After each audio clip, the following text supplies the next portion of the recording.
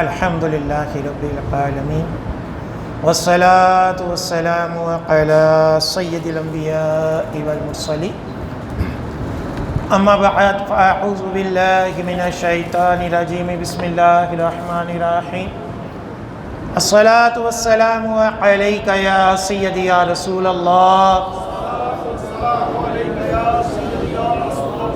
وعلى آلك وأصحابك يا سيدي يا حبيب الله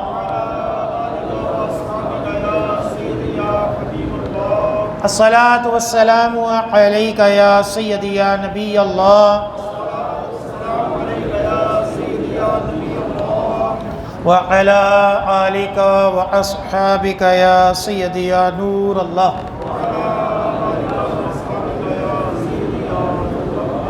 نویت سنت الاعتکاف۔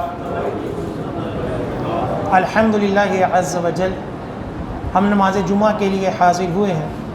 دعا ہے کہ رب تعالی ہماری اس ادنا سی حاضری کو اپنی بلند بارگاہ میں قبول و منظور فرمائے، اور جو کچھ اس جمعے میں بیان ہوگا اسے سننے کی، سمجھنے کی، اس کے اوپر عمل پیدا ہونے کی اور مجھے صحیح طرح بیان کرنے کی توفیق عطا فرمائے۔ آج جس موضوع کے اوپر بیان ہے وہ موضوع ہے سب سے اعلیٰ ہمارا نبی۔ اعلیٰ حضرت کا مشہور و معروف کلام ہے، سب سے اولا و اعلیٰ ہمارا نبی، سب سے بالا و اعلیٰ ہمارا نبی، اپنے مولا کا پیارا ہمارا نبی، دونوں عالم کا دولہا۔ الحمدللہ ہر مسلمان کا یہ عقیدہ واضح موجود ہے کہ سب نبیوں سے افضل ہمارے پیارے نبی صلی اللہ علیہ وسلم۔ لیکن اس دور میں جہاں اور کئی فتنے ہیں، جہاں حضرت ابوبکر صدیق کے لیے لفظ صدیق بھی کئیوں کو چبھتا ہے، حضرت عمر فاروق کے ساتھ لفظ فاروق بھی کئیوں کو پسند نہیں آتا، اور کئی مولوی کہتے ہیں جی صدیق بھی حضرت علی ہیں، فاروق بھی حضرت علی ہیں۔ اسی طرح ایک گروہ ایسا بھی آ گیا ہے کہ جو یہ دعوے کرنا شروع ہو گیا ہے کہ سب سے افضل جو امت ہے وہ بنی اسرائیل ہے، اور یہ بھی کہنا کہ حضور علیہ السلام جو ہے وہ افضل بھی نہیں ہے، کیونکہ سب سے زیادہ قرآن پاک میں جس کا نام آیا ہے وہ موسیٰ علیہ السلام، یعنی بنی اسرائیل کو بھی افضل اور موسیٰ علیہ السلام کو اس لیے افضل کہ ان کا نام جو ہے وہ سب سے زیادہ قرآن میں آیا۔ ایک یہ بھی سوشل میڈیا کے اوپر نظریہ چل رہا ہے، دلائل تو اس کے اوپر کثیر ہیں، کئی گھنٹے اس کے اوپر بیان ہو سکتے ہیں۔ میں چند آیات قرآنی سے نبی کریم صلی اللہ علیہ وسلم کی افضلیت کو پیش کروں گا تاکہ ہمیں ایک سرسری طور پر معلوم ہو کہ آقا علیہ السلام کس کس اعتبار سے سب سے افضل نبی ہے۔ اللہ تعالیٰ نے قرآن پاک میں دو عہد کا ذکر کیا ہے۔ ایک عہد تمام مخلوق سے، تمام انسانوں سے لیا، الستُ بربکم، کہ کیا میں تمہارا رب نہیں، اس کا بھی ذکر قرآن میں ہے۔ اور ایک عہد جو تھا وہ انبیاء علیہم السلام سے لیا، تمام انبیاء علیہم السلام سے ایک عہد لیا۔ قرآن پاک میں ارشاد فرمایا وَإِذْ أَخَذَ اللَّهُ مِيثَاقَ النَّبِيِّينَ لَمَا آتَيْتُكُم مِّن كِتَابٍ وَحِكْمَةٍ ثُمَّ جَاءَكُمْ رَسُولٌ مُصَدِّقٌ لِمَا مَعَكُمْ، کہ اور یاد کرو کہ جب اللہ نے پیغمبروں سے عہد لیا جو میں تم کو کتاب اور حکمت دوں گا، پھر تشریف لائیں تمہارے پاس وہ رسول، کون سے رسول؟ ہمارے پیارے نبی صلی اللہ علیہ وسلم، لا تؤمنن به ولا تنصرنہ، تو ضرور تم نے اس کے اوپر کیا کرنا ہے؟ ایمان لانا ہے اور ضرور اس کی مدد کرنی ہے۔ پھر اللہ تعالیٰ نے آگے ارشاد فرمایا کہ کیا تم نے اقرار کیا اور اس پر بھاری ذمہ لیا؟ سب رسولوں نے عرض کی ہم نے اقرار کیا۔ تو اللہ تعالیٰ نے قرآن پاک میں ارشاد فرمایا فَاشْهَدُوا وَأَنَا مَعَكُم مِّنَ الشَّاهِدِينَ، ایک دوسرے کے اوپر گواہ ہو جاؤ اور میں تمہارے ساتھ گواہوں میں ہوں۔ اب یہ عہد کن سے لیا جا رہا ہے؟ انبیاء علیہم السلام، جو کہ معصوم ہیں، جو کہ اپنے وعدے کی خلاف ورزی نہیں کر سکتے۔ اگر صرف اتنا ہی اللہ تعالیٰ کہہ دیتا ہے کہ میرے رسول کے اوپر ایمان لانا ہے اور اس کی مدد کرنی ہے، اتنا بھی کافی تھا۔ لیکن آپ اگر اس قرآن پاک کی آیت کی گہرائی میں جائیں، آپ اگر لغت کے اعتبار سے اس کے اندر دیکھیں تو لام تاکید ہے، لا تؤمنن به، کہ تم نے ضرور ان کے اوپر ایمان لانا ہے اور ضرور ان کی مدد کرنی ہے۔ یہ تاکید اگر نہ بھی ہوتی تب بھی اتنا ہی کافی تھا، لیکن اللہ تعالیٰ نے اس بات کو مزید تاکید کیا لام کے ساتھ کہ تم نے ضرور ان کے اوپر کیا کرنا ہے؟ ایمان لانا ہے اور ضرور ان کی مدد کرنی ہے۔ اب اتنا بھی کافی تھا، لیکن بات ختم نہیں ہوئی۔ پھر فرمایا کہ کیا تم نے اقرار کیا اور اپنے ذمہ یہ لیا؟ کہہ دیتے اللہ تعالیٰ، اگر کہہ دیتا تب بھی کافی تھا، تاکید کر دیتا تب بھی کافی تھا، لیکن مزید آگے کہ کیا تم نے اقرار کیا اور اس پر بھاری ذمہ لیا؟ جب انبیاء علیہ السلام نے اقرار کیا تو پھر اتنا بھی کافی تھا۔ پھر فرمایا کہ ایک دوسرے کے گواہ ہو جاؤ، یہ اور زیادہ پختگی والی بات ہے۔ اور پھر سب سے آخر میں کہا کہ میں بھی تمہارے ساتھ گواہوں میں ہوں۔ اس سے آقا علیہ السلام کی شان و عظمت علماء اکرام نے واضح کی اور یہ لکھا کہ اس سے پتہ چلا کہ تمام انبیاء علیہم السلام سے جو عہد لیا گیا تھا، اور یہ عہد لینا اس بات کی دلیل ہے کہ حضور صلی اللہ علیہ وسلم رسولوں کے بھی رسول ہیں۔ نعرہ تکبیر، نعرہ رسالت۔ امتیوں کو جو نسبت انبیاء اور رسول سے ہے وہی نسبت انبیاء علیہ السلام کو حضور علیہ السلام سے۔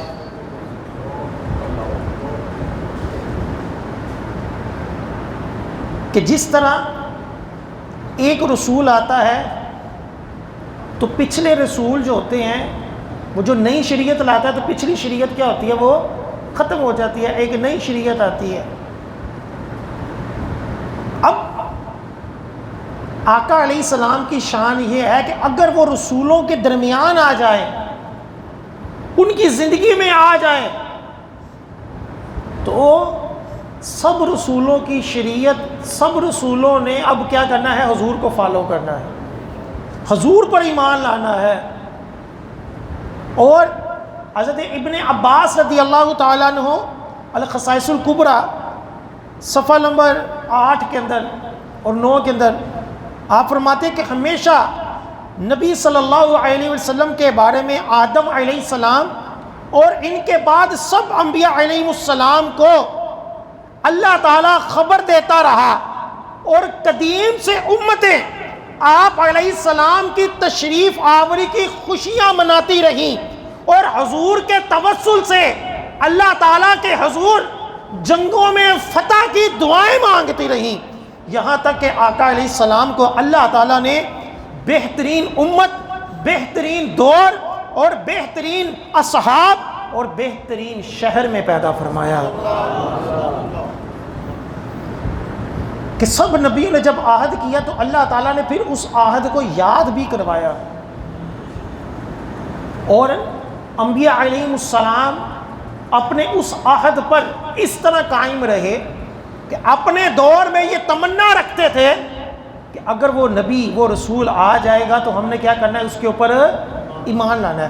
اپنی امتوں کو بھی تعلیم دی، اور اپنی امتوں کو جب آخری نبی صلی اللہ علیہ وآلہ وسلم کی شان و عظمت کو بیان کیا اور یہ تاکید کی کہ ہمارے بعد بھی وہ نبی اگر آ جائے جس کی یہ شان ہے کہ جس کے توسل سے دعا کی جائے تو دعائیں قبول ہوتی ہیں، جن کے توسل سے بارش مانگی جائے تو اللہ تعالیٰ بارش عطا فرماتا ہے، جنگوں میں فتح ملتی ہے، تو وہ امتیں جو تھیں وہ اس امید پر، اس خوشی پر زندگی گزارتی رہیں کہ وہ نبی ہمیں ملنے والا ہے۔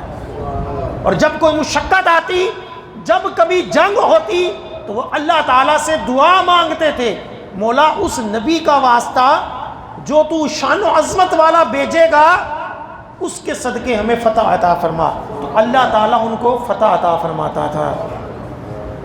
قرآن پاک میں اللہ تعالیٰ نے یہودیوں کا یہ طرز عمل لکھا ہے، تو یہ پہلی دلیل ہے۔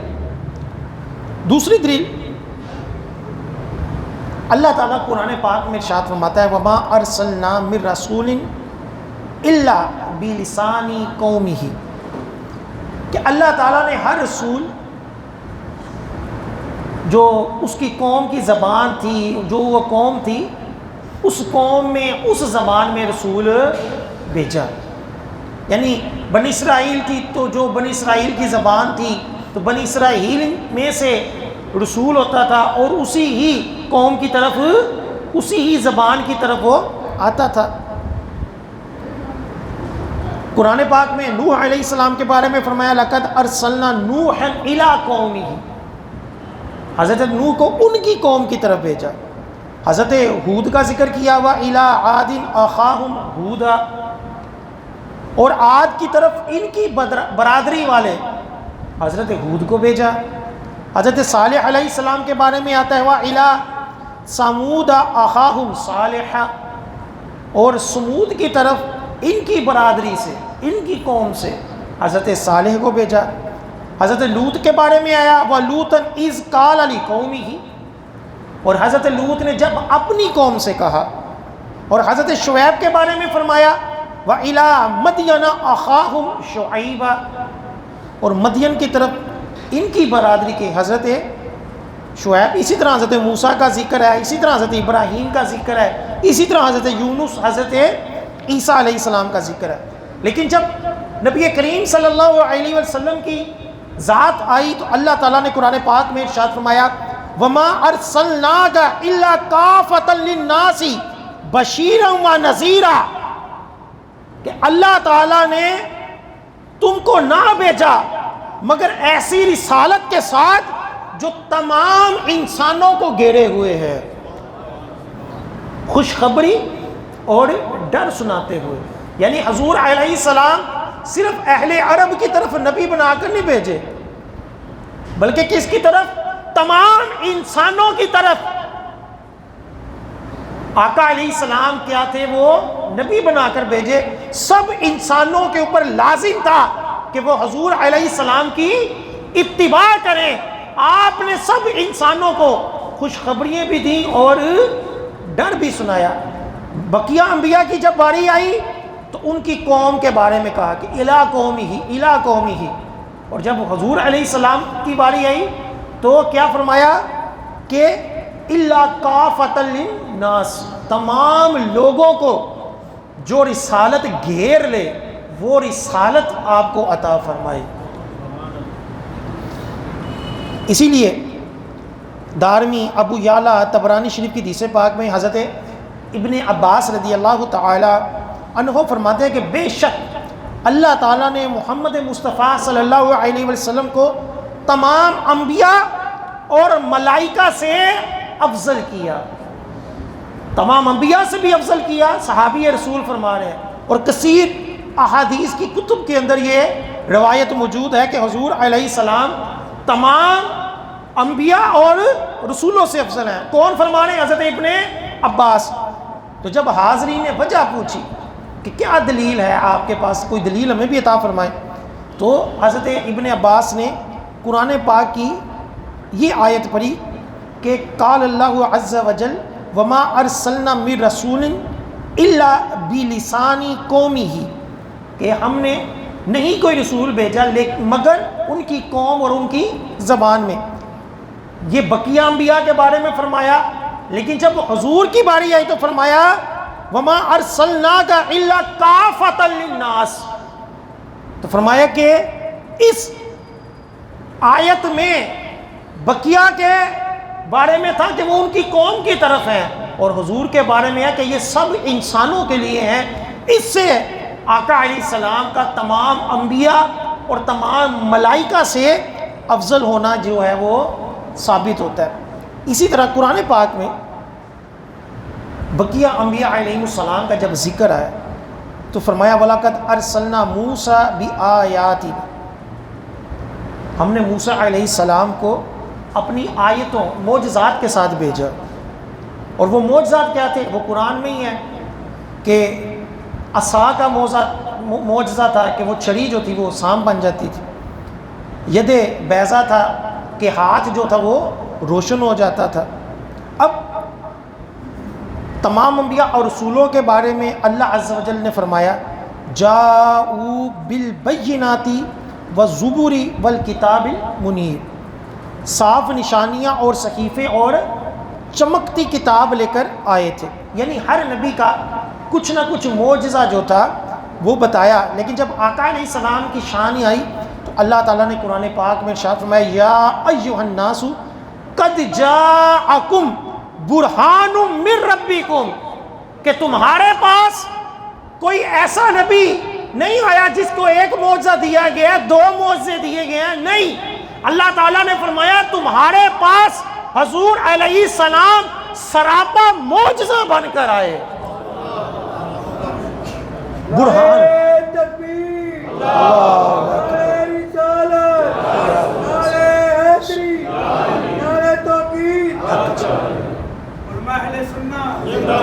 پتی پتی پھول پھول یا رسول یا رسول، پتی پتی پھول پھول یا رسول یا رسول۔ اللہ تعالیٰ نے قرآن پاک میں دیگر انبیاء علیہ السلام کا جب ذکر کیا تو قرآن پاک میں ہے یا آدم، یا نوح، یا ابراہیم، یا موسیٰ، یا عیسیٰ، یا داؤد، یا زکریا، یا یحییٰ۔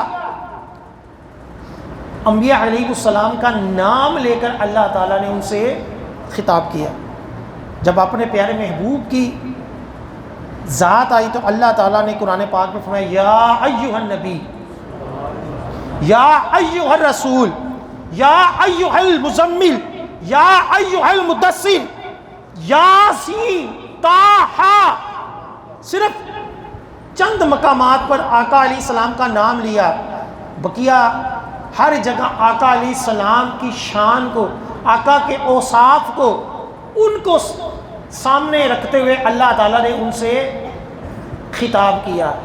یاسین کہہ کر بلایا، طٰہٰ کہہ کے بلایا، یا ایھا النبی کہہ کر بلایا، یا ایھا الرسول کہہ کر بلایا۔ یہ کیا ہے؟ یہ عزت ہے، یہ محبت کی ایک دلیل ہے، یہ افضلیت کی ایک دلیل ہے کہ بقیہ کو ناموں کے ساتھ اور اپنے محبوب کو اس کی شانوں کے ساتھ خطاب کیا گیا۔ اسی طرح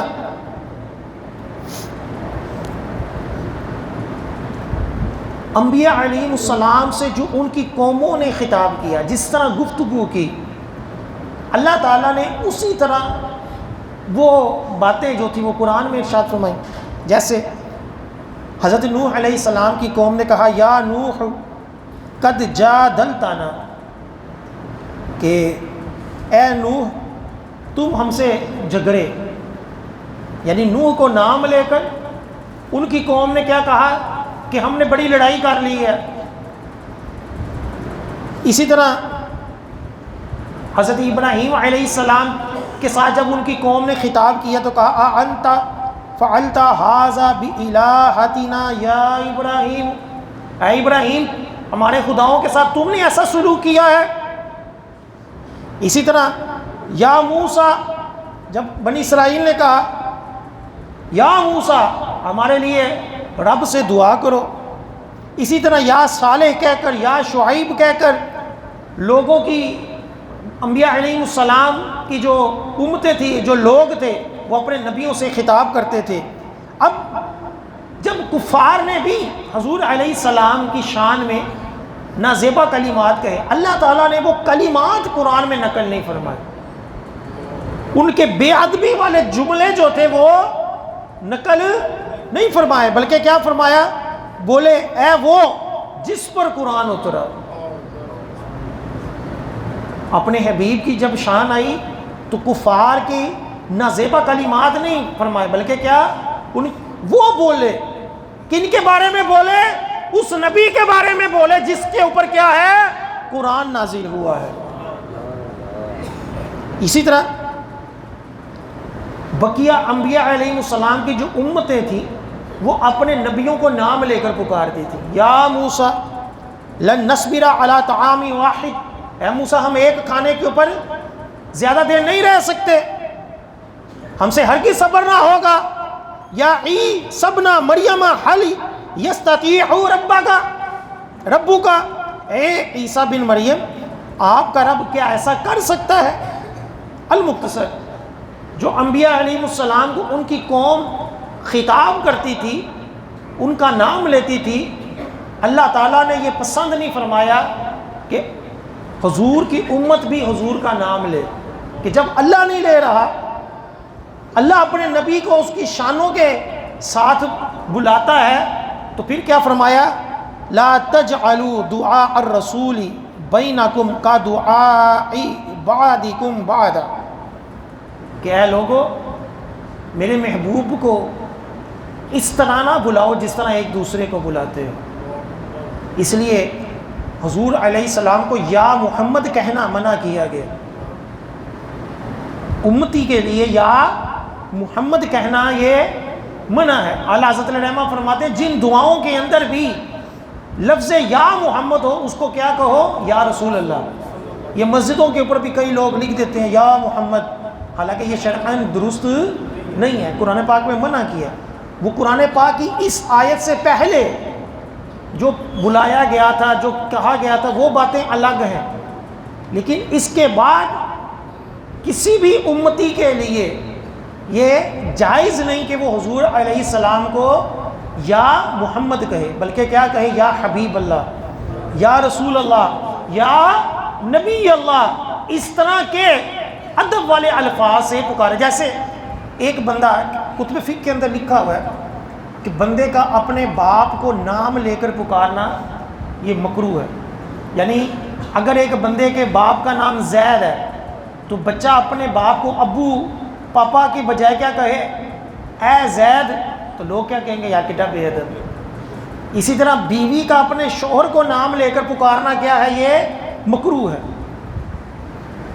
وہ بھی ادب والے لفظ سے بولے. تو جب انبیاء علیہ السلام کہ جن کے صدقے ہم سب کی عزتیں ہیں، جن کے صدقے والدین کو مقام و مرتبہ ملا، جن کے صدقے ازواج کو، میاں کو حقوق ملے، بیوی کو حقوق ملے، تو ان کا نام کس طرح لینا ہے؟ ان کا نام ادب کے ساتھ، جو ان کی شانیں ہیں، جو ان کی صفاتی نام ہیں، اس کے اعتبار سے بلانا ہے. اسی طرح پچھلی امتیں جو تھی، اللہ تعالیٰ نے ان کو کس طرح خطاب کیا اور اپنے محبوب کی امت سے کیسے خطاب کیا. پچھلی امتوں کو کہا یا ایھا المساکین، یا ایھا المساکین. نسیم و ریاض میں ہے کہ تریت میں جا بجا بنی اسرائیل کو کیا کہا؟ یا ایھا المساکین، اے مسکینوں. اور اپنے محبوب کی جب امت آئی تو فرمایا یا ایھا الذین آمنو فاتبعونی یحببکم اللہ. اپنے محبوب کی امت کو جب بلایا تو کیا کہا؟ اے ایمان والو. پھر اپنے محبوب کی امت کو کہا کہ اگر مجھ سے محبت کرنا چاہتے ہو تو کیا کرو؟ میرے محبوب سے محبت کرو، میری اتباع کرو، اللہ تعالیٰ تم سے محبت کرے گا.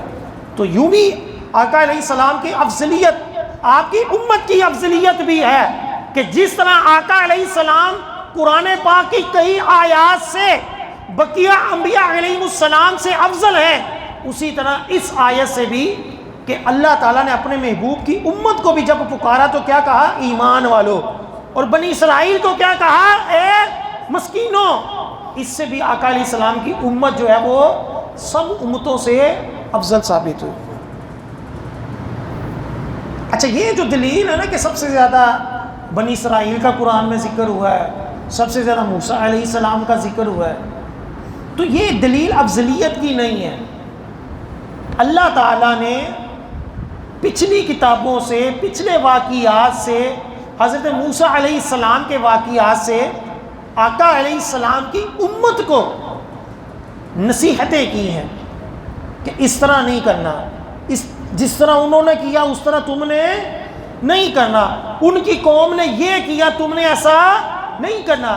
تو وہ کئی چیزیں ایسی ہوتی ہیں کہ جو بطور مثال، بطور ترغیب و ترہیب اللہ تعالیٰ نے پچھلی امتوں کا ذکر کیا کہ ہمیں یہ پتہ ہونا چاہیے کہ پچھلی امتوں کے ساتھ کیا ہوا، کس طرح وہ ہلاک ہوئی. چونکہ حضرت موسیٰ علیہ السلام کی جو توریت تھی وہ بہت عرصہ ان کی شریعت رہی. کئی انبیاء علیہ السلام جو تھے وہ ان کی اس توریت کی تجدید کرتے رہے. اس وجہ سے حضرت موسیٰ علیہ السلام کا چونکہ دور زیادہ تھا، ان کے شریعت زیادہ عرصہ رہی، اس لیے بھی اللہ تعالیٰ نے قرآن پاک میں حضرت موسیٰ علیہ السلام کا تذکرہ کیا. بقیہ یہ ہے کہ موسیٰ علیہ السلام کی زندگی بھی کچھ آزمائشوں مشقتوں والی تھی، اس کو بھی بطور نمونہ اللہ تعالیٰ نے پیش کیا. اسی طرح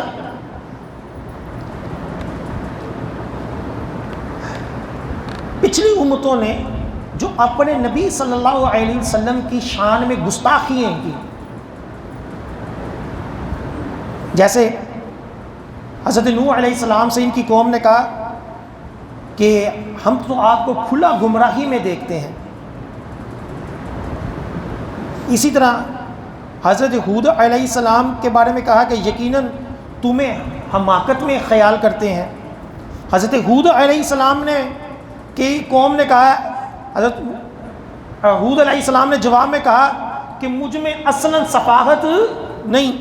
حضرت نوح علیہ السلام کو جب کہا کہ آپ کو ہم گمراہی میں دیکھتے ہیں تو حضرت نوح علیہ السلام نے جواب میں کہا کہ مجھے گمراہی سے کوئی علاقہ، کوئی تعلق نہیں ہے. حضرت شعیب علیہ السلام سے ان کی قوم نے کہا کہ ہم تمہیں اپنے میں کمزور دیکھتے ہیں تو حضرت شعیب علیہ السلام نے جواب میں کہا، اے میری قوم، کیا میرے کنبے کے یہ معدود لوگ تمہارے نزدیک اللہ سے زیادہ زبردست ہیں؟ یعنی میری قوم کی وجہ سے جو ہے وہ تم یہ باتیں کہتے ہو، تو کیا اللہ تعالیٰ کی ذات جو ہے وہ اس سے کم طاقت رکھتی ہے؟ اسی طرح سیدنا موسیٰ علیہ السلام سے فرعون نے کہا کہ میرے گمان میں تو اے موسیٰ تم پر جادو ہوا ہے. تو حضرت موسیٰ نے جواب میں خود کہا، تو خوب جانتا ہے کہ انہیں نہ اتارا مگر آسمان و زمین کے مالک نے. یعنی یہ میرا جادو نہیں ہے، یہ معجزہ تو اللہ تعالیٰ کی عطا کرتا ہے. اب حضور علیہ السلام کی شان دیکھیں کہ بے ادبی جو تھی، سخت کلمات جو تھے، وہ قریش والے مشرکین کہتے تھے. اب انبیاء علیہ السلام کی طرح ہونا تو یہ چاہیے تھا کہ حضور علیہ السلام اپنی جو اوپر الزام لگے ہیں ان کا جواب خود دیں، جس طرح کہ دیگر انبیاء علیہ السلام نے، جو کفار نے ان کے اوپر الزام بہتان لگایا تو انبیاء علیہ السلام نے اس کا جواب کیا کیا؟ خود دیا. لیکن جب حبیب صلی اللہ علیہ وسلم کی باری آئی تو کفار نے کہا اے وہ جن پر قرآن اترا بے شک تم مجنون ہو. حضور کو معاذ اللہ کیا کہا؟ تم مجنون ہو.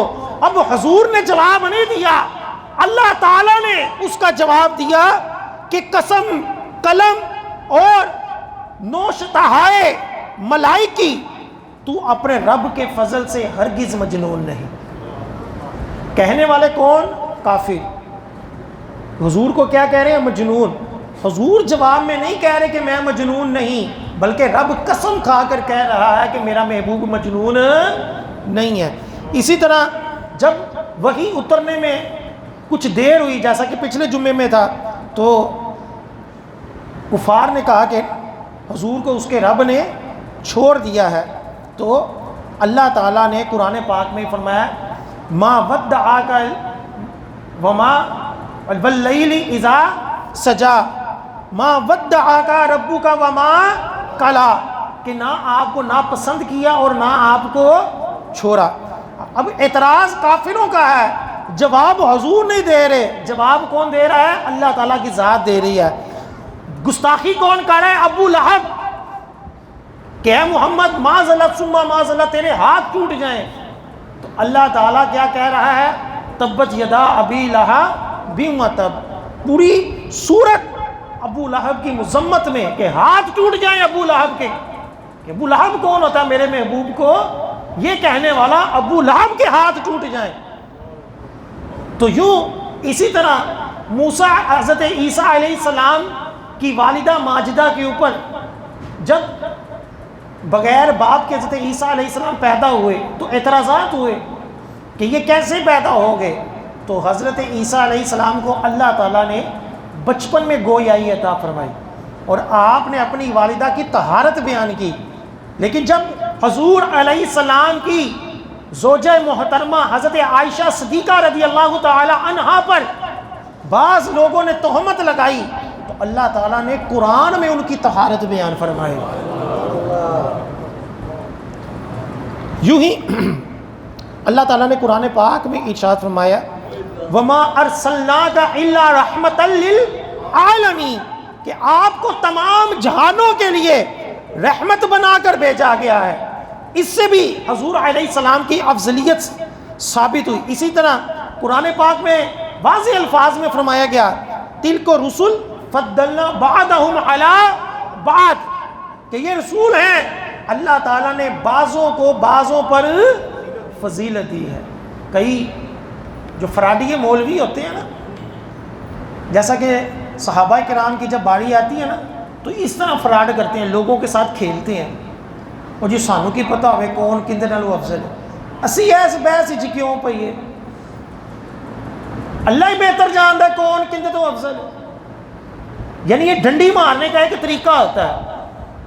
عام بندے کو کہو نا کہ یار اس سے یہ افضل ہے کہ یہ افضل ہے، تو وہ کہے گا کہ یار اللہ ہی بہتر جانتا ہے کون افضل ہے. یہ جو بات ہے نا یہ ہم جیسے گناہ گاروں کے لیے ہے کہ ہم نمازیں بھی پڑھتے ہیں تو اس کا مطلب یہ نہیں کہ ہم بے نمازی کو کہیں کہ میں تیرے سے افضل ہوں. پتہ نہیں اللہ تعالیٰ کی نزدیک کون کس سے افضل ہے. ہم سب کو نیک کام کرنے کا حکم دیا گیا ہے، ہمیں فیصلہ کرنے کی اجازت نہیں دی گئی کہ ہم کسی کو جنتی دوزخی یا افضلیت کا کہیں. لیکن جن ہستیوں کا افضل ہونا قرآن و حدیث میں آ گیا اب اس کے اوپر کمپرومائز نہیں ہو سکتا. اب اس کے اوپر ہم یہ نہیں کہیں گے کہ اللہ ہی بہتر جانتے ہیں کون افضل ہے، بلکہ کیا کہیں گے؟ ڈنکے کی چوٹ پر کہیں گے کہ تمام صحابہ میں سب سے افضل حضرت ابو بکر صدیق ہیں اور تمام نبیوں میں سب سے افضل ہمارے پیارے نبی صلی اللہ علیہ وسلم. اللہ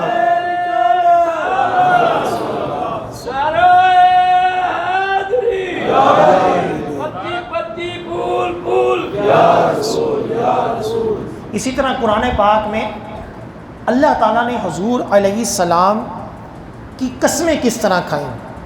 لا اقسم بہذا البلد، اس شہر کی قسم جس شہر میں حضور ہیں، مکہ کی قسم کھائی. لا امرو کا، کہ اے محبوب آپ کی عمر کی قسم کہ حضور علیہ السلام آپ کی شان یہ ہے کہ اللہ آپ کی عمر کی قسم کھاتا ہے، آپ کے شہر کی قسم کھاتا ہے. پھر فرمایا والعصری، آپ کے زمانے کی قسم. امام غزالی رحمۃ اللہ علیہ فرماتے ہیں یا رسول اللہ میرے ماں باپ حضور پر قربان، بے شک حضور کی بزرگی خدا تعالیٰ کے نزدیک اس حد کو پہنچی کہ حضور کی زندگی کی قسم فرمائی، نہ باقی انبیاء علیہ السلام کی نہیں. اور تحقیق حضور کی فضیلت خدا کے یہاں اس نہایت کی ٹھہری کہ حضور کے خاک پاک کی قسم یاد فرمائی اور ارشاد کرتا ہے مجھے قسم ہے اس شہر کی. یہ کس نے کہا؟ امام غزالی نے کہا، امام قسطلانی نے کہا، امام نسیم الدین، یہ امام نسیم الریاض کے جو قاضی یاز ہیں شہاب الدین، انہوں کیا ہے حضرت امیر المومنین عمر فاروق رضی اللہ تعالی عنہ کی ایک طویل حدیث، اس کے اندر حضرت عمر فاروق کے یہ الفاظ ہیں. تو یوں بھی کئی صحابہ بزرگان دین کے کلمات بھی ملتے ہیں. کس طور پر کہ اللہ تعالیٰ نے جو انداز اپنے محبوب سے اپنایا، تو مختلف مواقع پر مختلف قرآن کی تفاسیر میں صحابہ کرام نے فرمایا کہ اس آیت میں حضور علیہ السلام کی افضلیت ہے. حضرت ابن عباس کہیں فرماتے ہیں کہ اس آیت میں حضور علیہ السلام کی افضلیت ہے کہ حضور تمام انسانوں کی طرف رسول بنا کر بھیجے. لیکن جب حضور علیہ السلام کی زمانے کی، آپ علیہ السلام کے شہر کی قسم کھائی جا رہی ہے، تو حضرت عمر فاروق، حضرت امام غزالی، حضرت شہاب الدین، حضرت دیگر امام قسطلانی سمیت بڑے بڑے علماء فرماتے ہیں کہ قرآن پاک کی اس آیت سے حضور علیہ السلام کی شان و عظمت اور حضور کی بندگی، حضور علیہ السلام کی افضلیت تمام نبیوں سے افضلیت کے طور پر ثابت ہو رہی ہے. اسی طرح انبیاء علیہ السلام کے بارے میں آتا ہے کہ آپ انبیاء علیہ السلام نے رب کے حضور عرض کی. حضرت ابراہیم نے کہا وَلَا تُخْزِنِي يَوْمَ يُبْعَثُونَ، اے مولا مجھے قیامت والے دن رسوا نہ کرنا. کس نے کہا؟ حضرت ابراہیم علیہ السلام نے کہا. انبیاء علیہ السلام نے اپنی دعائیں کی. حضرت ابراہیم جیسی ہستی نے کہا مولا قیامت والے دن مجھے رسوا نہ کرنا. جب اپنے حبیب کی باری آئی تو کیا فرمایا کہ جس دن لوگ اٹھائے جائیں گے اے نبی خدا رسوا نہ کرے گا.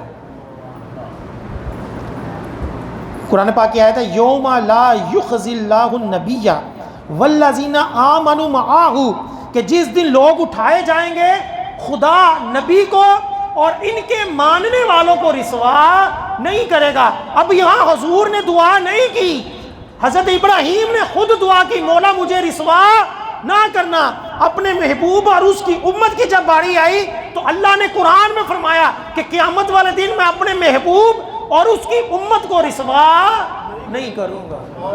بغیر دعا مانگے اللہ تعالیٰ قرآن میں اپنے محبوب کو حوصلہ دے رہا ہے کہ تجھے اور تیری قوم کو رسوا نہیں کروں گا. اور بھی کافی اس کے اوپر دلائل موجود ہیں کہ کس طرح انبیاء علیہ السلام سے ہمارے پیارے نبی صلی اللہ علیہ وآلہ وسلم جو ہیں وہ افضل ہیں.